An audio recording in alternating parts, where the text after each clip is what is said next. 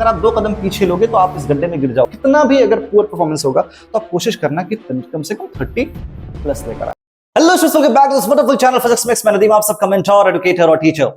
तो गाइस लेकर आ गया हूं बहुत इंफॉर्मेटिव वीडियो आप सबके लिए। पर उससे पहले मैं एक केस आप सबके सामने रखना चाहता हूं, ध्यान से समझना इस केस को। चलो मान लेते हैं एक ऐसा लड़का है जो कि ऐसी जगह पे खड़ा है, ठीक है, समझना। एक लड़का है जो एक ऐसी जगह पे खड़ा है जहां 2 कदम पीछे लेने पर वो एक गड्ढे में गिर सकता है। मतलब अगर वो उसने थोड़ा 2 कदम पीछे लिया तो शायद यहां बहुत बड़ा गड्ढा है। वो कोई भी हो सकता है आप में से भी, ठीक है। तो सपोज कि आप यहां पे खड़े हो, अगर यहां 2 कदम आप पीछे लोगे, अगर आप 2 कदम पीछे लोगे तो आप इस गड्ढे में गिर जाओगे। और अगर मैं ये बता दूं कि भाई 2 कदम पीछे मत लेना, गड्ढे में गिर जाओगे। हाँ, गड्ढे में गिरने के बाद ज्यादा कुछ नहीं होगा, आपको थोड़ी डिमोटिवेशन से फील होगी, फिर आप उस जगह जाना नहीं पसंद करोगे, थोड़ा सा डिमोटिवेट हो जाओगे, और कुछ होगा नहीं, हाथ पैर नहीं टूटने वाला आपका, कुछ भी ऐसा, ठीक है। बस लेकिन मैंने आपको सावधान कर दिया कि पीछे मत आना, पीछे कुछ प्रॉब्लम हो सकता है, आप आगे चलो। तो आप क्या करोगे, आप 2 कदम पीछे नहीं लोगे, आप आगे 2 कदम और बढ़ जाओगे। ऐसा ही करोगे, 2 कदम और आगे बढ़ जाओगे, पीछे नहीं आओगे। आपको पता है कि 2 कदम पीछे जाने पर शायद कुछ प्रॉब्लम हो सकती है। समझना इन चीजों को। ये जो 2 कदम आप पीछे आ रहे हो ना, ये आपके मार्क्स हैं। ये 2 कदम वो पॉइंट है, अगर वो आपको पता हो तो शायद उससे आप आगे आ जाओगे। तो ये 2 कदम क्या है, ये आपके पासिंग मार्क्स हैं, ये आपके पासिंग मार्क्स हैं, ठीक है।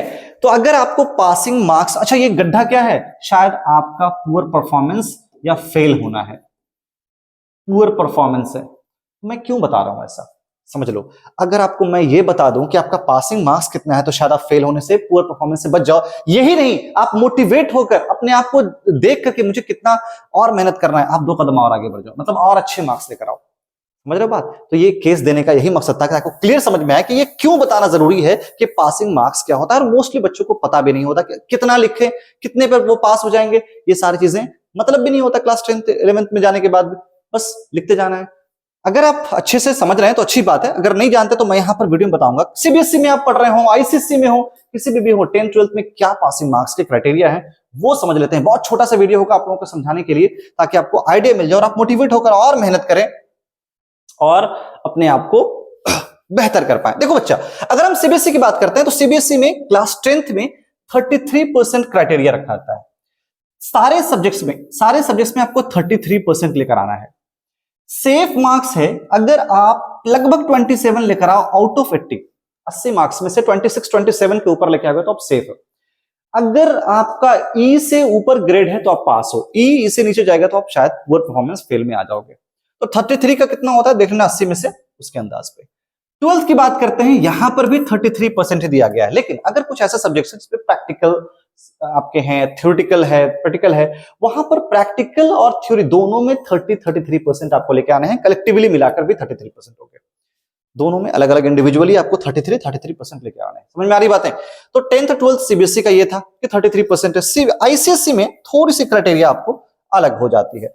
आईसीएसई की बात करते हैं, आईसीएसई में देखना, क्लास 10th आईसीएसई में 33% तो सारे सब्जेक्ट्स में लाने ही लाने हैं, यानी कि 26 आउट ऑफ 80। 26 में कह रहा हूं ना, आप सेफ साइड 30 लेकर चलना। मेरी बात समझ लेना, सेफ साइड आप 30 लेकर चलोगे, कम से कम 30। मैं फिर से बता रहा हूं, कम से कम 30 मार्क्स। वैसे 30 मार्क्स ही क्यों, मैं आपको इतने अच्छे से फिजिक्स की सारी चीजें बता रहा हूं, केमिस्ट्री बायोलॉजी के टीचर्स आपके हैं, आप उनसे कनेक्ट करो, उनसे पूछो स्ट्रैटेजी।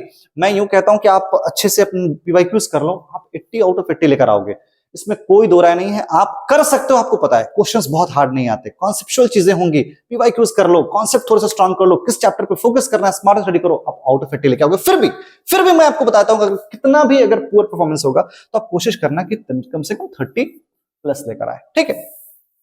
चलो कोई बात नहीं। 12th में थोड़ा सा क्राइटेरिया ऊपर रखा गया है, 35% का है। आईसीएसई के आईएससी एग्जाम में 35% आपको लेके आने हैं, मतलब 70 मार्क्स का लगभग होता है, 30 मार्क्स का प्रैक्टिकल होता है, तो 70 आउट ऑफ 35 आप देख लो कितना आपका मार्क्स आने वाले हैं। तो 35% आपको लेकर आना है। 12th में थोड़ा सा बढ़ा दिया गया है, 10th में थोड़ा सा कम है। तो यही अपडेट था आपके लिए, यही सारी चीजें आपको डिस्कस करनी थी, ताकि आप थोड़ा सा मोटिवेट हो जाओ और मेहनत करो, ताकि आपको कोई प्रॉब्लम ना हो। एग्जाम्स आने वाले हैं आप सबके, अपने एग्जाम से फोकस करें, अच्छे से पढ़ाई करें। कोई भी डाउट होता है तो कमेंट बॉक्स में लिखिए, टेलीग्राम को ज्वाइन करके रखें, चैनल को सब्सक्राइब कर दें, बहुत इंपॉर्टेंट है, ताकि ऐसे बहुत से इंफॉर्मेटिव वीडियोस, काफी स्ट्रेटजीज और टिप्स के साथ, लेक्चर्स के साथ आपके सामने फिर से हम आएंगे। मिलेंगे अगली वीडियो में। Till then enjoy your time. Thank you guys.